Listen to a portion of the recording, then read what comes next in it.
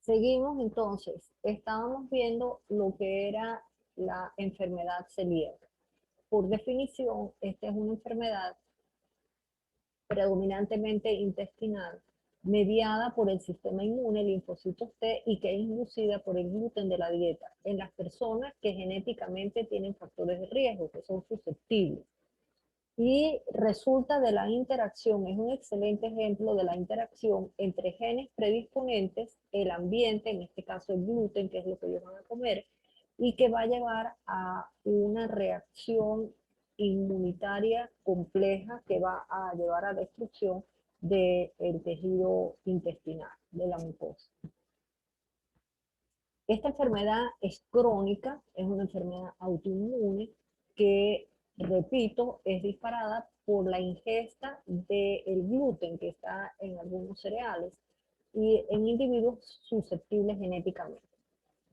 Se caracteriza por la presencia de anticuerpos específicos eh, de haplotipos de el antígeno leucocitario humano DQ2 y o el DQ8 y junto con lesiones de la mucosa del intestino delgado.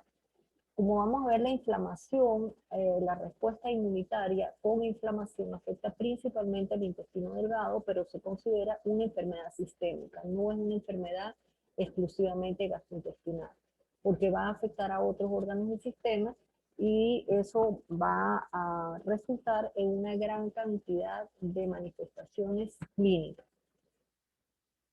Y esto lo hace difícil. A veces son pocos signos o síntomas, por lo tanto hay que pensar en la enfermedad. Esta es una causa común de mala absorción, especialmente en las personas de origen caucásico. Puede estar en el adulto, puede estar en el niño, es decir, puede aparecer en cualquier edad. Y las manifestaciones, como les dije antes, depende de la mala absorción de los nutrientes, de todo lo que no se pueda absorber, nutrientes, vitaminas, etc. La manera de confirmar el diagnóstico es por la biopsia del intestino delgado, que va a tener cambios característicos y que van a depender de la exposición al gluten. Los síntomas van a estar en relación con la severidad de la afectación histopatológica. Esta enfermedad autoinmune, entonces, es disparada por las proteínas del gluten, como las prolaminas, y otras proteínas relacionadas que se encuentran en los cereales, principalmente el trigo, la cebada y el centeno. Como les dije, afecta primariamente el intestino delgado, pero va a llevar a destruir las vellosidades. Y por lo tanto, si no hay vellosidades, desaparece el aparato de absorción y va a haber mala absorción. Y es el resultado entonces de la interacción entre factores genéticos, o sea, que predisponen a estas personas, factores ambientales e inmunes. Si falta uno de estos, no hay la enfermedad.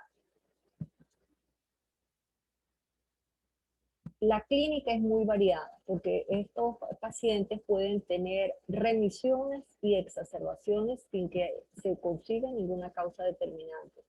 Puede encontrarse una mala absorción severa con múltiples signos como la diarrea, estatorrea, la pérdida de peso y las diferentes consecuencias de las faltas de diferentes vitaminas, hasta la ausencia de síntomas gastrointestinales. O puede ser solamente que haya el déficit de un solo nutriente. Los tipos de presentaciones son variadas. La típica es la donde los síntomas predominantes son los del área gastrointestinal. Hay formas atípicas, extraintestinales, donde los síntomas gastrointestinales son muy pocos o no los hay. Hay una forma silente en que la mucosa ya está dañada, pero la persona puede no tener síntomas o tenerlos muy pocos. Y una forma latente en que la mucosa se ve normal, pero los individuos tienen la susceptibilidad genética y pueden ya exhibir una serología autoinmune, es decir, tener autoanticuerpos. Y pueden tener síntomas o no. Eso solamente como para que lo sepan, ¿no? Aquí tienen en esta fotografía un niño con enfermedad celíaca en unas condiciones típicas. Fíjense, la niñita enflaquecida con un abdomen prominente. Acá tienen, les pongo acá las características clínicas más resaltantes, de síntomas, ¿no? las que vienen de déficit de la grasa, que no se ha absorbido. Entonces que va a haber diarrea y va a haber flatulencia, porque hay esteatorrea, se está perdiendo la grasa que no se está absorbiendo. Hay dolor abdominal y aquí en las heces se puede demostrar la pérdida de ácidos grasos. Como faltan también aminoácidos y carbohidratos que no se absorben, la persona va a tener pérdida de peso, está desnutrida, tiene debilidad, por falta de proteínas va a tener edema y pierde proteína. Las manifestaciones variadas por falta de vitaminas hidrosolubles, liposolubles y minerales, que son muchas, dependiendo de qué es lo que falta. Como ejemplo, les pongo acá falta de vitaminas hidrosolubles, que es la anemia megaloblástica, es por falta de vitamina B12, las liposolubles, por ejemplo, que haya propensión a hemorragia por falta de la vitamina K, y pérdida de calcio va a tener osteoporosis, pérdida de hierro, anemia ferropénica, por ejemplo.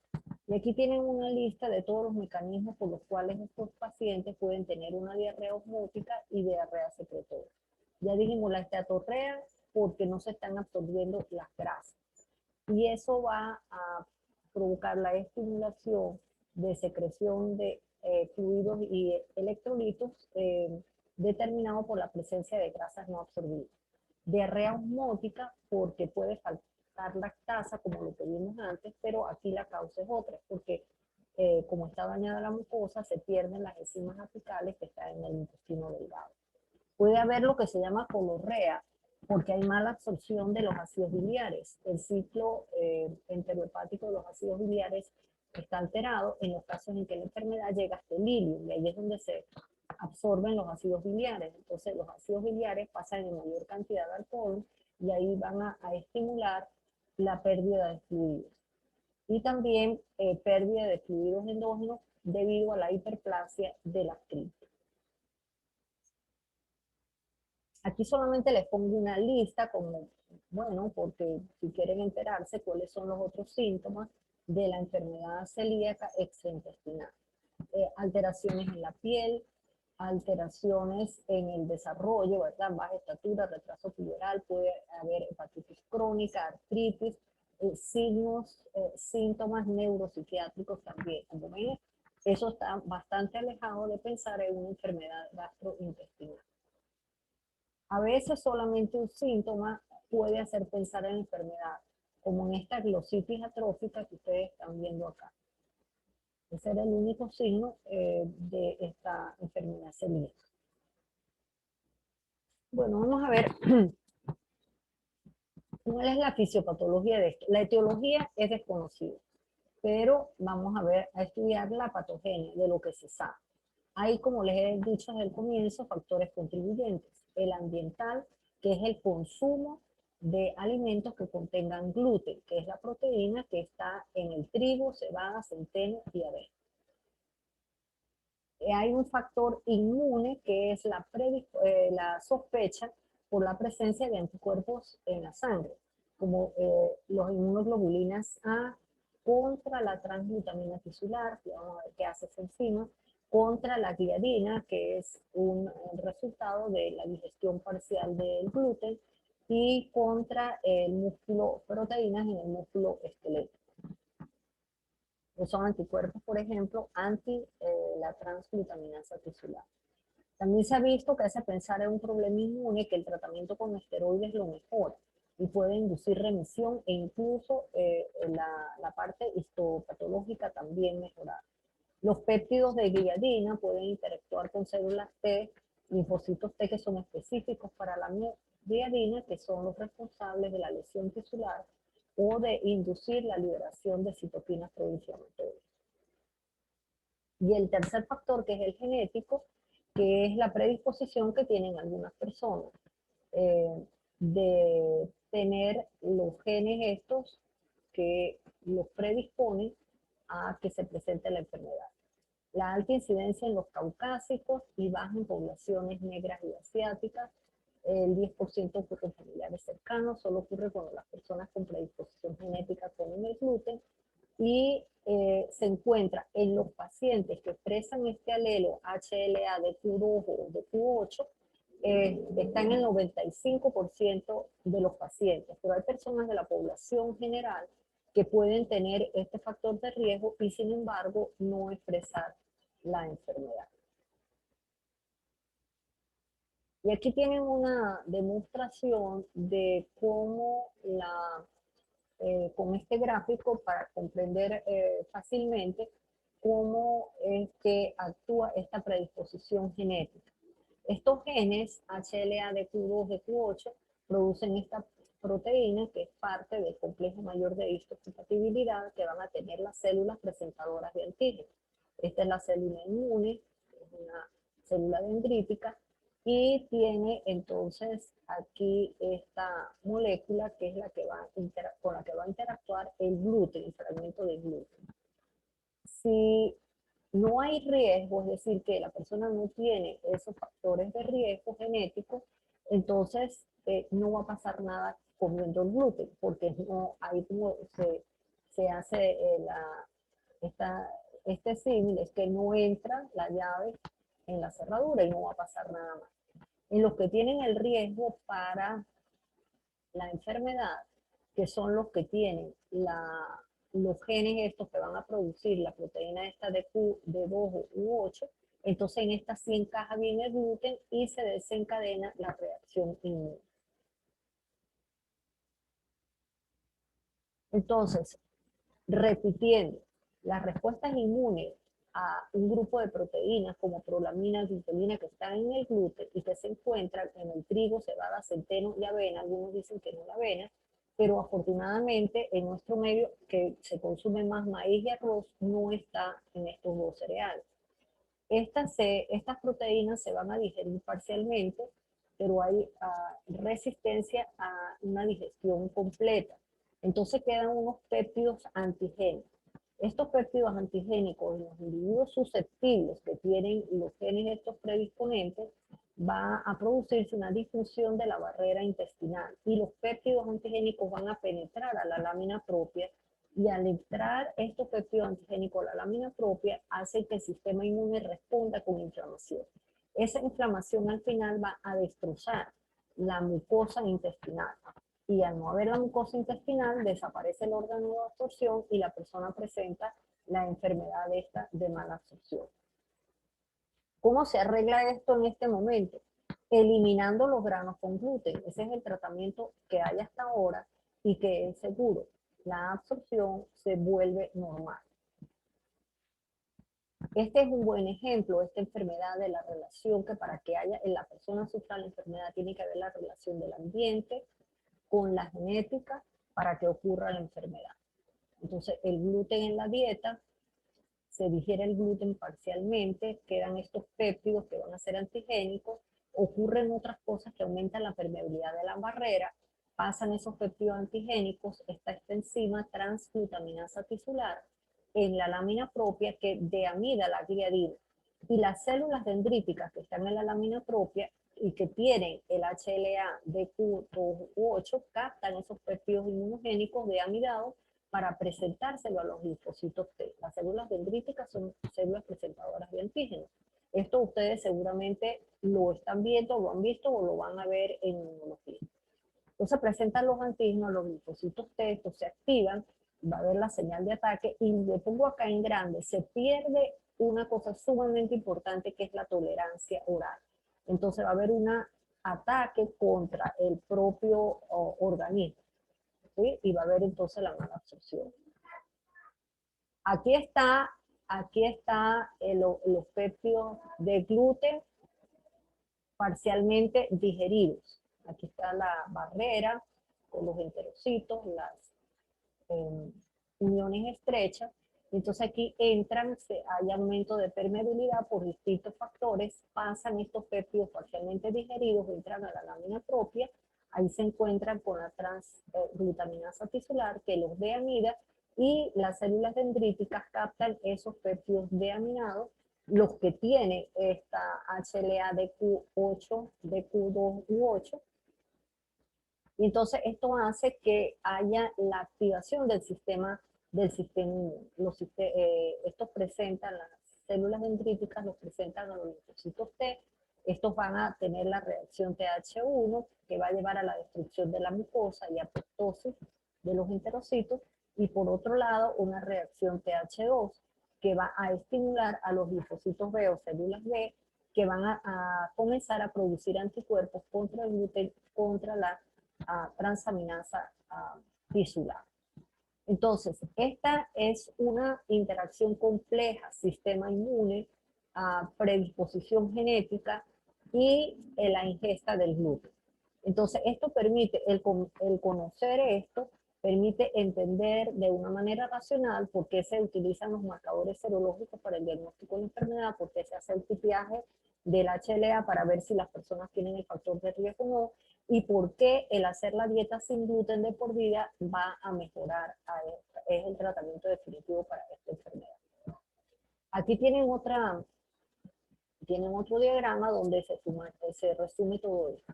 Aquí está el gluten, esta es la luz intestinal, aquí está la barrera de enterocitos con sus uniones estrechas. Entonces el gluten se va a convertir en gliadina, el gluten parcialmente digerido. Ocurren otros factores ambientales en la luz, lleva a permeabilidad del intestino aumentada, es decir, va a haber paso, se abren esas uniones estrechas y estos fragmentos de gliadina van a entrar a la lámina propia. Ahí se van a encontrar con la transaminasa tisular y transglutaminasa tisular, que los va a deamidar, y esta gliadina deamidada es captada por las células dendríticas que tienen el HLA-TQ2. Y ellas van a presentar, estas células van a presentar estos antígenos a las células T. Las células T, entonces ellas como consecuencia de esto van a liberar citoquinas proinflamatorias y también van a estimular a las células B, a los linfocitos B. Estos linfocitos B activados van a producir autoanticuerpos, anticuerpos contra la transaminasa, transglutaminasa tisular y antigliadina. Los linfocitos intraepiteliales, los LIM, ¿verdad?, que están metidos dentro del epitelio, estos linfocitos van a sobreexpresar la interleucina 15 proinflamatoria. Todas estas, la liberación de citoquinas, los linfocitos estos, y estos linfocitos activados van a llevar a la atrofia de las vellosidades, hiperplasia de las criptas y una proliferación de linfocitos intraepiteliales.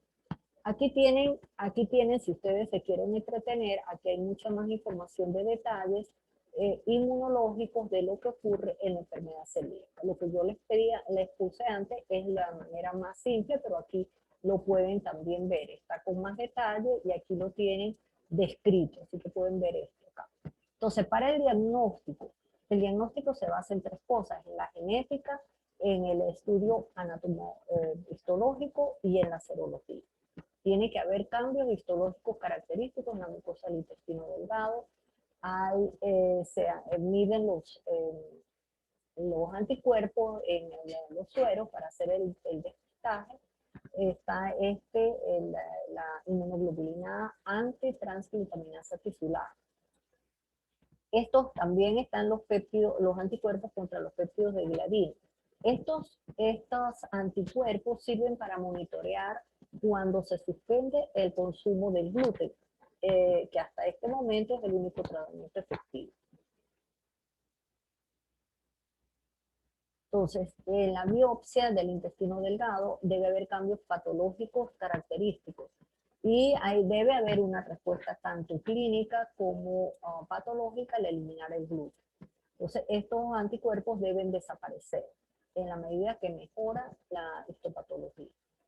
Y acá tienen en este gráfico, que es de Netter, que es en blanco y negro, estos muy bonitos colores, ¿qué es lo que ven ustedes acá? A la izquierda ven dos personas, un adulto y un niño, que es lo que puede ocurrir en esta enfermedad. Están ambos enflaquecidos, están con los abdómenes prominentes. Entonces, y ven ustedes acá donde están las S de estos pacientes, que caracteriza que son la esteatorrea, esas heces voluminosas, fétidas, abundantes y que flotan en el agua. Están adelgazados, y ustedes pueden leer los otros síntomas que dependen de la deficiencia de las vitaminas que no se están absorbiendo y de los otros nutrientes. Se hacen curvas planas, eso tiene carácter académico, las curvas planas de absorción en la enfermedad, que son normales en las personas que no tienen enfermedad. El diagnóstico definitivo, pues ya vimos, es por la biopsia del intestino delgado, donde va a haber atrofia de la mucosa intestinal. Si examinan las heces, van a ver que hay grasas en las heces eh, que se van a colorear, y se puede ver entonces que hay la esteatorrea. En sangre, pues va a haber anemias macrocíticas por falta de vitamina B12, microcítica por falta de hierro, y aumento, entonces, bueno, de ácidos grasos en las heces. Y finalmente, si a los pacientes se someten a la dieta sin gluten, si es enfermedad celíaca, esta va a responder, es decir, la pérdida de grasa en heces va a disminuir, mientras que otra enfermedad parecida, que es también de mala absorción, el estrés tropical, no mejora al retirar el gluten.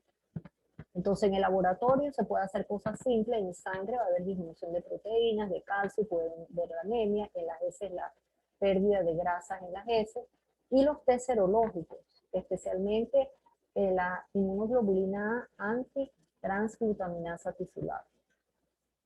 Y los test de absorción, curvas planas de absorción de carbohidratos, de ácidos grasos. Y lo que da el diagnóstico definitivo es la biopsia, donde va a haber atrofia de la mucosa, las vellosidades quedan decapitadas, las criptas están hipertrofiadas, y hay aumento de linfocitos intraepiteliales. Entonces ustedes pueden ver acá una microfotografía normal de la vellosidad, y aquí ustedes ven que no existe, la vellosidad está decapitada. Acá tienen otra, esta es las mismas fotografías, y acá tienen otras. Entonces aquí tienen una vellosidad, aquí están las criptas, y acá, fíjense, no hay vellosidad, las criptas hipertrofiadas, y hay mucha infiltración linfocitaria, que es lo que caracteriza entonces a esta enfermedad. Ahí pueden leer ustedes las características histopatológicas para su consumo, ¿no? Lo que interesa es que ustedes recuerden que no hay vellosidades, se pierden, y las criptas están hipertrofiadas y hay muchos linfocitos. La confirmación del diagnóstico es que el 90%, la enorme mayoría de los pacientes responden a un cambio de la dieta sin gluten. La razón por la que los pacientes no mejoran es porque no hacen la dieta bien, siguen consumiendo gluten. Pero si hacen la dieta estrictamente sin gluten, la mayoría de los pacientes van a mejorar. Si además restringen lactosa y grasa, va a reducir la diarrea. Esto simplemente con mayor información, que se ha visto asociación, siendo una enfermedad autoinmune, la enfermedad celíaca, también hay correspondencia con algunas otras enfermedades autoinmunes. El tratamiento, bueno, ya se los he dicho, hasta el presente lo único efectivo es suspender el consumo de gluten. Hay, por supuesto, una serie de pruebas para tratamientos novedosos en esta enfermedad, y se espera que en el futuro haya una disponibilidad de otros tratamientos, y que no sea que la gente se inhiba de comer todos los alimentos con gluten, como enzimas que degraden completamente el gluten, o sustancias que eviten que aumente la permeabilidad. Fíjense, si no hay gluten, no hay enfermedad celíaca. Si no hay aumento de permeabilidad, tampoco va a pasar nada. Lo otro es que se pueda consumir granos que hayan sido modificados genéticamente y que no vayan a contener el gluten o las proteínas derivadas del gluten.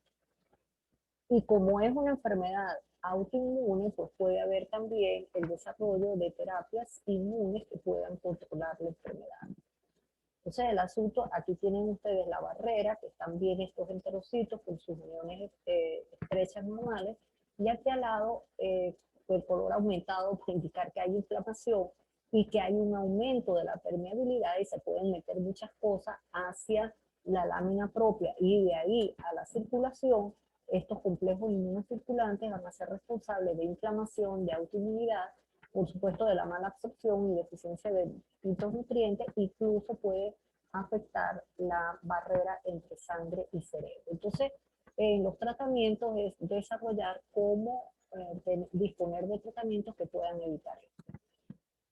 Aquí con este mismo diagrama que les mostré antes, sí, los tratamientos posibles podrían ser tener enzimas bacterianas que degraden completamente estos péptidos y no puedan pasar acá a la lámina propia. En segundo lugar, que haya inhibidores de estas enzimas transglutaminasa tisular para que no deamiden los péptidos. Si no están deamidados, tampoco pasa nada, porque la célula dendrítica no los toma. También modificaciones moduladores de la función de las células dendríticas y también la modificación genética del trigo. Entonces, bueno, acá esta lámina la habíamos visto para indicar cómo se abren las uniones estrechas y pueden pasar cosas de la luz hacia la lámina propia. Es decir, aquí en esta enfermedad está la permeabilidad aumentada. Sin embargo, hay un medicamento que se ha probado que es el AT-1001 que evita que esto ocurra, que se abran las uniones estrechas y así no pasan esos productos de digestión parcial del gluten a causar todos los trastornos de la enfermedad celíaca. Y se ha encontrado que en ensayos clínicos ha servido tanto para los síntomas gastrointestinales como los extraintestinales. Aquí ustedes pueden leer también todo cómo es que actúa una proteína de la unión estrecha para abrir esto cuando pasan otras cosas. Mejor lo van a comprender en la lámina, ¿verdad? Acá tienen enterocitos y estas son las múltiples proteínas que conforman la unión estrecha. Aquí está cerrada. Entonces aquí no pasa nada de aquí para acá. Aquí tenemos para comenzar el gluten. El gluten, y aquí están los fragmentos de estos de gluten que van a actuar sobre unos receptores, van a estimular vías de señalización intracelular, y la sonulina, que es la que nos interesa ver acá, la sonulina se va a activar y va a actuar sobre estos receptores que están en el borde apical. Al actuar sobre estos receptores, la sonulina hace que se abra la unión estrecha. Al abrirse la unión estrecha, entonces aquí van a venir estos fragmentos de gluten parcialmente digerido y estos van a actuar, entonces van a estimular a las células del sistema inmune que están en la lámina propia. Están entonces, aquí están las células dendríticas, aquí hay macrófagos, aquí están los linfocitos T que se van a activar y van a producir toda esta autoinmunidad sobre los órganos, el intestino y el páncreas. Ahora vamos a ver, aquí ustedes pueden leer en orden todo lo que ocurre que está en este gráfico, pero lo que me interesa es que vean lo que les quiero mostrar. Este medicamento AT-1001 lo que hace es bloquear los receptores estos para la sonulina. Entonces la sonulina va a estar inactiva, no puede actuar, y entonces se está eliminando la acción del gluten, porque al no estar la sonulina inactiva no va a ocurrir nada de esto de acá, no se va a abrir la unión estrecha y permanecen las uniones cerradas. Y acá están las células del sistema inmune, pero no están activadas. Entonces este es un inhibidor de la permeabilidad paracelular, al bloquear los receptores de sonulina y evita que se abran las uniones estrechas. Entonces, las dos cosas que están probadas son la dieta libre de gluten y este inhibidor de la sonulina, que evita que se abran las uniones estrechas.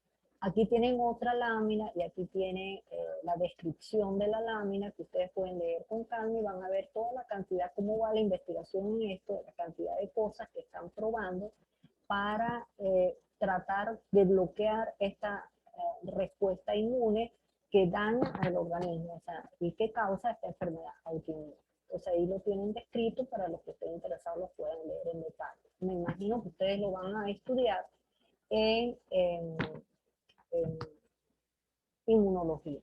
Fíjense que en lo que yo les estoy hablando y en lo que les hablaré en las otras sesiones, Son muchas cosas que ustedes van a volver a ver por otro lado, y ustedes dentro de su cabeza, de su cerebro, ustedes van a ir acumulando información que van a ir asociando, de manera que van armando, van construyendo el conocimiento en base a ladrillos que van recibiendo de distintas partes. Bueno, entonces hay otras enfermedades de mala absorción. Por mala absorción es la enfermedad celíaca, que acabamos de ver, y las otras son el estrés tropical, el síndrome de intestino corto, de sobrecrecimiento bacteriano, la enfermedad de Whipple y la enteropatía perdedora de proteínas. En el estrés tropical, uh, hay diarrea, se parece mucho a la enfermedad celíaca. Hay esteatorrea, pérdida de peso, hay falta de ácido fólico, vitamina B12, y se llama tropical porque esta se encuentra sobre todo en las áreas personas que viven en las áreas tropicales. Y lo que se ha encontrado es que generalmente ocurre por agentes infecciosos. Cuando las personas se mueven de la zona tropical a zonas templadas, las alteraciones histopatológicas del intestino mejoran, revierten. No se conoce la etiología, pero sí responde a antibióticos. El diagnóstico es con la biopsia, que va a dar alteraciones semejantes a las de la enfermedad celíaca. El tratamiento es aquí darle ácido fólico y antibiótico. En este caso sirve de diagnóstico diferencial el dar la dieta sin gluten, porque el paciente no mejora. Aquí ven ustedes una lámina histológica del intestino delgado, en donde hay atrofia de las vellosidades con bastantes linfocitos intraduodenales. El síndrome de intestino corto es, como su nombre lo indica, es que el intestino se ha cortado en su longitud por resección intestinal por distintas causas. ¿Sí? Ustedes tienen aquí en estos dibujos anastomosis, delirium al colon, o sea que se ha sacado parte del ilium, aquí del yeyuno al colon se ha eliminado el ilium, y aquí hay una yeyunostomía terminal, o sea que está pasando de aquí al exterior. Los síntomas van a depender del sitio, si se ha sacado y cuánto se ha sacado del yeyuno o del ilium o del colon, si está todavía la válvula ileocecal, si se ha sacado todo el colon, la enfermedad residual que queda y qué tanto se ha adaptado después de la cirugía el intestino remanente. Acá tienen ustedes una serie de factores para explicar la producción de la diarrea esteatorrea. Aquí les repito, hay diarrea secretora cuando los ácidos biliares entran al colon porque estimulan la secreción de fluido y electrolitos. Puede haber intolerancia a la lactasa porque se ha perdido las enzimas apicales, las disacaridases que están en la mucosa. Si el pH duodenal no es el apropiado, la lipasa pancreática no se activa y no digiere o precipita los ácidos biliares y por lo tanto se va a perder grasas, va a haber esteatorrea. Si disminuye el pool de ácidos biliares, estos pueden sobresaturar la bilis, lo que aumenta la producción de cálculos de colesterol, sería una cosa extra. La diarrea es más severa si se ha resecado el ilium y la válvula ileocecal. Si no hay válvula ileocecal, entonces puede pasar con más facilidad las bacterias del colon hacia el intestino delgado. Y aquí tienen otras causas también. Dejamos entonces, pasamos acá a otra lámina sobre sobrecrecimiento bacteriano. O sea, el intestino corto generalmente por causas postquirúrgicas, ¿no? Acá vamos a ver el sobrecrecimiento bacteriano, es que hay mayor cantidad de la que debe haber en el intestino delgado de bacterias. Es decir, se pasan bacterias del colon al intestino delgado y va a haber muchísimas más bacterias. Estas bacterias, como el coli, ¿verdad? Están, al haber en mayor número, van a causar alteraciones. Aquí tienen en la parte de arriba lo que ocurre normalmente. Aquí tienen el duodeno, el yeyuno, el ilium y el colon. Acá lo que no se digerió, fíjense que aquí se digiere totalmente, hay digestión y absorción completa y pasan algunos carbohidratos que no han sido digeridos al colon, y ahí entonces las bacterias que están en el colon altamente concentradas, aquí tienen ustedes la concentración de las bacterias, van a fermentar esos residuos de comida y van a producir gas. ¿Qué ocurre cuando las bacterias del colon se pasan al intestino delgado? Entonces fíjense lo que ustedes ven aquí en verde, aumenta la cantidad de bacterias colónicas en el intestino delgado, en el yeyuno y en el ileum. Entonces aquí va a haber mayor fermentación y producción de gas que en condiciones no había sino en el colon. Y aquí tienen en esta lámina para explicar todas las cosas que causa el sobrecrecimiento bacteriano. Hay fermentación bacteriana de los carbohidratos. Y eso va a llevar a flatulencia porque aumenta el gas, hay dolor, hay distensión abdominal y va a haber diarrea. Entonces, también, ¿verdad? La presencia de estas bacterias va en el intestino delgado van a desconjugar los ácidos biliares. Al desconjugar los ácidos biliares va a disminuir los ácidos biliares conjugados y esto va a llevar a la producción de esteatorrea. Al haber esteatorrea se pierden las grasas, los ácidos grasos, pero también se pierden las vitaminas liposolubles, no se absorben, entonces va a haber, el paciente va a tener los síntomas por falta de vitaminas liposolubles que no se han absorbido bien. También al estar presentes las bacterias van a consumir macro y micronutrientes nuestros, de manera que el hospedero va a tener menos nutrientes para él. Se pierden proteínas. Hay inflamación intestinal y aumento de permeabilidad. ¿Sí? Hay mala absorción de carbohidratos, hay diarrea, y esto lleva a disminución de la producción de ácidos grasos de cadena corta. Total que, fíjense todo lo que pasa cuando aumenta el número de bacterias en el intestino delgado. Fermentación bacteriana, desconjugación de los ácidos biliares, uso de macro y micronutrientes, inflamación intestinal, aumento de permeabilidad. Entonces esto explica pues los síntomas: distensión, diarrea, esteatorrea y anemia macrocítica. Ahora, estas bacterias proliferan por estas, es decir, van a estar estancadas. El contenido intestinal va a estar estancado y ahí entonces aprovechan las bacterias para proliferar. Este estancamiento puede ser funcional porque hay alteraciones de la motilidad, o puede ser anatómico porque se ha cambiado la anatomía intestinal, como pasa con la cirugía, que haya comunicación directa entre intestino delgado y colon.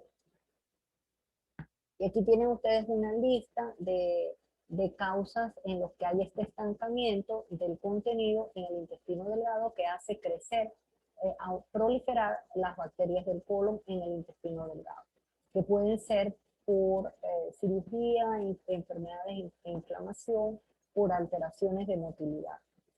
En resumidas cuentas, un segmento del intestino que no está en peristalsis continua va a estar estanca el contenido y hay proliferación bacteriana.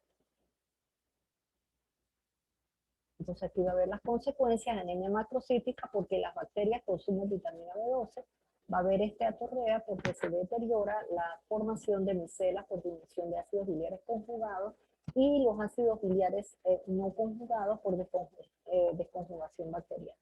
Puede haber diarrea sin esteatorrea porque hay enterotoxinas bacterianas que son responsables de la secreción de fluidos. ¿Cómo se diagnostica? Con el test de Schiller, porque disminuye la absorción de la vitamina B12, hay aumento de ácido fólico que lo producen las bacterias. El test de Schiller es positivo, pero si se les da antibióticos por 5 días, se hace normal, lo que confirma que hay sobrecrecimiento bacteriano.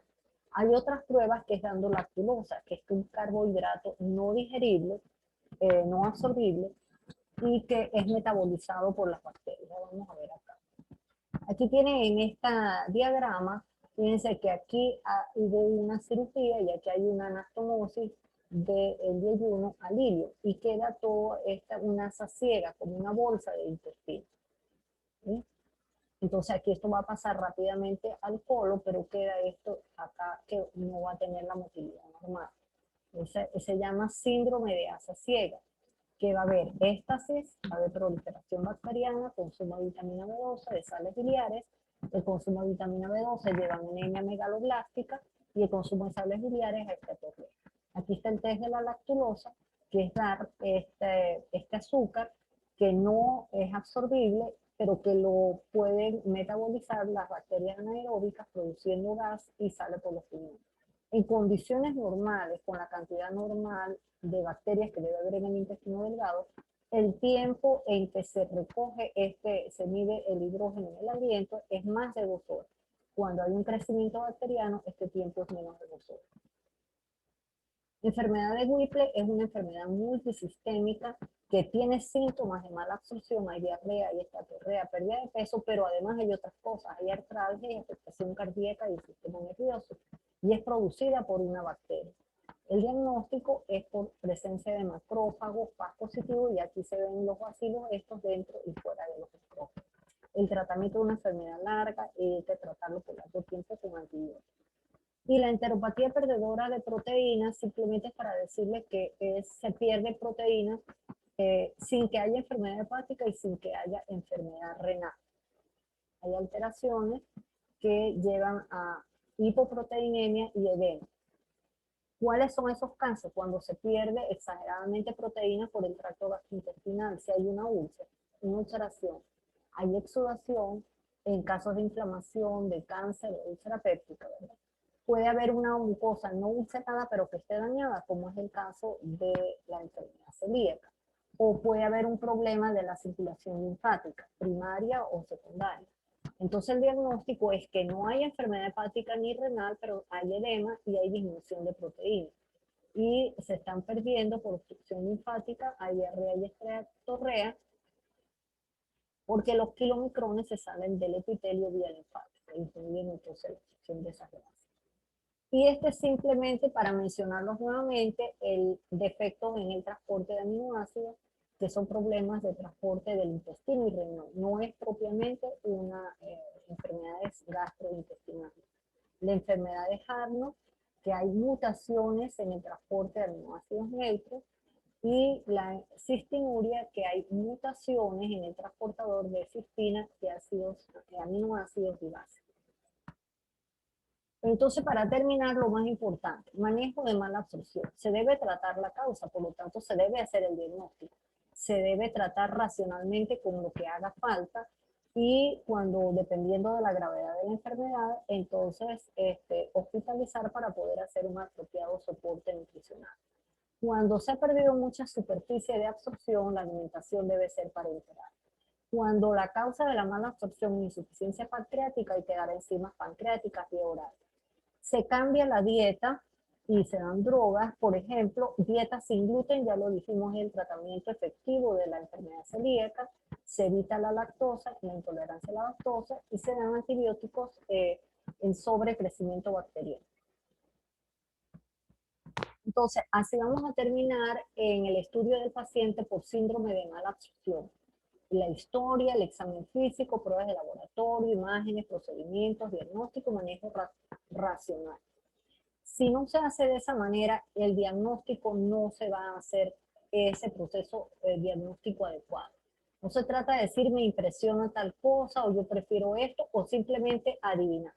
De manera que el tratamiento, el diagnóstico y tratamiento debe llevar a aliviar el paciente de manera efectiva. Al final de cada sesión de cada síndrome, vamos a estudiar, ustedes van a leer y estudiar los casos correspondientes al síndrome que se esté viendo. Aquí tienen ustedes intolerancia a la lactosa y fibrosis quística. Vamos a continuar en la siguiente sesión con síndrome diarreico.